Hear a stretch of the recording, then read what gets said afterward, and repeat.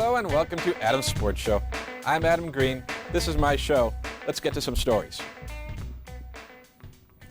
Leading off, the Phoenix Suns waived trouble forward Michael Beasley after his one season with the team was filled with mediocre play on the court and legal troubles, including possession of marijuana, off it.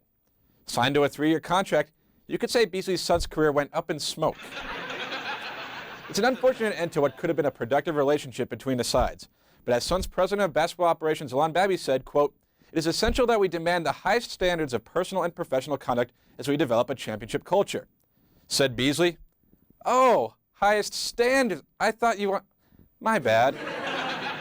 The New England Patriots included quarterback Tim Tebow among their final cuts, meaning he is now, once again, out of a job. Quote, "I enjoyed being around him very much," said Pats QB Tom Brady. You know, I believe Brady when he said he liked having Tebow around, because it's sort of like how chicks will always bring a fat friend to the club with them to make them look better. 64-year-old Diana Nyad successfully completed the 103-mile swim from Cuba to Florida, a trek that took her nearly 53 hours to complete. She's now free to join whichever Major League Baseball team produces the highest bid for her services. Okay, now it's time for your weekly moment of Manziel.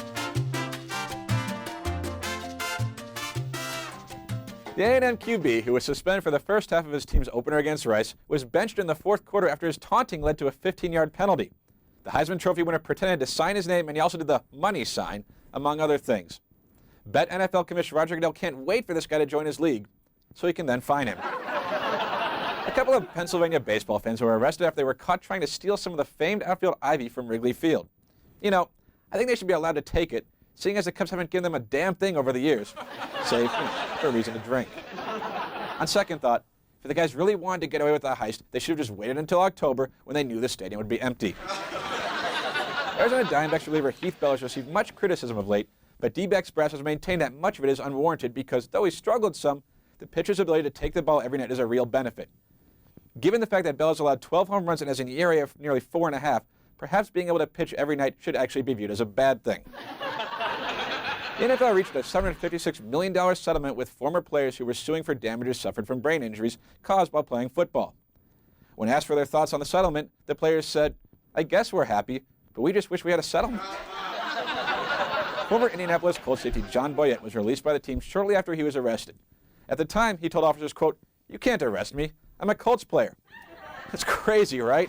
How did the officers not know who John Boyett was? The Arizona Cardinals will begin their regular season Sunday in St. Louis with Carson Palmer at quarterback. And fans, I could be wrong. Just because that drinking game you invented last year of one shot for every catchable pass thrown to Larry Fitzgerald never even got you so much as buzzed does not make it a good idea to try again this year. All right, now it's time for the tweet of the week. And for this one, we're going to go to my favorite place, and that's Arizona State University. Last week, they tweeted out a story about Will Sutton said, "Number 99 in your program, number 1 in your hearts.